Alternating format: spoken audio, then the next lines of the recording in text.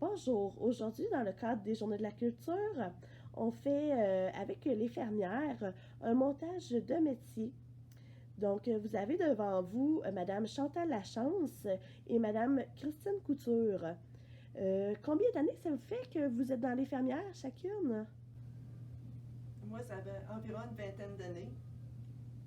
Et moi, environ une cinquantaine d'années. Parfait. Voulez-vous nous montrer qu'est-ce que vous allez faire aujourd'hui avec le métier qui est devant nous? Oui. Aujourd'hui, pour utiliser du fil qu'on avait en quantité industrielle et d'une grosseur qu'on n'utilise pas souvent, c'est du 2,16, on a décidé de monter des napperons. Avec un row 15, nous devons avoir 30 fils pour faire 2 fils en peu. Et puis nous avons commencé à rouler. On va monter 14 pouces de large. Vous pensez faire combien de napperons avec tout ça? Une trentaine de napperons de 22 à 24 pouces. Parfait. Nous faisons, c'est pour vérifier nos fils s'ils sont toutes enroulés et puis la largeur de notre bande à rouler. OK.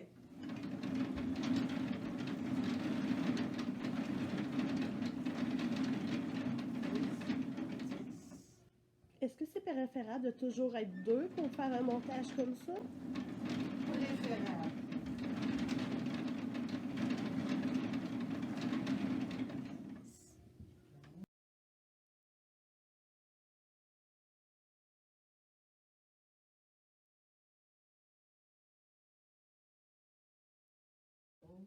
Cette étape-là peut prendre combien de temps à peu près à faire? Selon la largeur, disons pour 14 couettes comme aujourd'hui, on peut compter 2 heures. Préparation et installation. Si pas d'erreur. Et là, après le roulage de la quantité qu'on a de besoin, on procède au passage en lame. Aujourd'hui, avons choisi le modèle pointe et retour, c'est-à-dire qu'il fait un losange dans le dessin, un coup tissé, avec un fil de différentes couleurs. Ça demande pas de fil de liaison. Et puis avec ce montage-là, on peut faire même jusqu'à du gaufré. Alors, nous allons procéder, les 14 couettes, nous allons procéder avec le même montage en lame. On n'a pas oublié non plus le fil de soutien. Les tisseuses connaissent le fil de soutien. C'est un fil qu'on ne passe pas en lame et qui permet une très belle lisière de finition. Bon, moi c'est bon. Donc, on poursuit ce matin le montage du métier. Je vais vous demander de vous présenter. Je m'appelle Céline Lacasse. Ça fait 25 ans que je travaille pour les sites d'infirmières. Parfait. C'est quoi qu'on fait aujourd'hui? Alors, on suit la troisième étape. On va passer les lames dans le roue. Pour commencer, on a commencé par prendre les mesures. Notre métier a 60 pouces. Fait qu'on l'a divisé en deux, fait 30 pouces. Comme nous l'apprend, il y a 14 pouces. À partir du centre, on a mis 7 pouces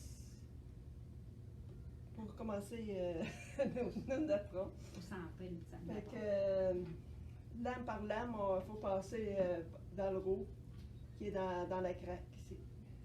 Est-ce que c'est la dernière étape ou Non, il va y avoir une autre étape. On va remettre notre roue ici. On va le mettre après le manche ici. Ensuite, on va attacher chaque couette pour après ensuite. ici. Après, on va le mettre, comment ça s'appelle ça? C'est une toile. Après la toile. Puis ensuite, on va pouvoir commencer à tisser. Parfait. On commence tranquillement pour voir si on n'a pas fait une erreur. Puis s'il n'y a pas d'erreur, là, on peut commencer à tisser nos napperons. Parfait. À mesure. Fait qu'elle, elle suit le modèle. C'est 4, 3, 2, 1. Fait que, tu sais, elle ne peut pas donner un 4, puis après ça un 1. Faut peut-être qu'elle suit ça à la lettre, là, à mesure de patron. Fait que c'est pas compliqué à faire. C'est long. Ben là, le napperon, c'est pas trop. Ça, moi, il faut pas que je saute une pente. Mais c'est pas difficile à faire, c'est pas trop long, vu que c'est un napperon. Mais quand c'est une couverte, là, c'est plus long, puis ça peut avoir 100 pouces. Est-ce que c'est corde par corde? Ouais. Des fois, ça pourrait être plus qu'une journée à faire. Oh. Tu fais ta tâche ta prête, c'est ça? Ah, oui.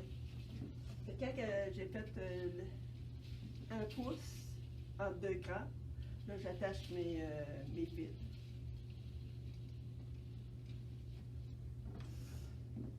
Là, on commence l'autre cran.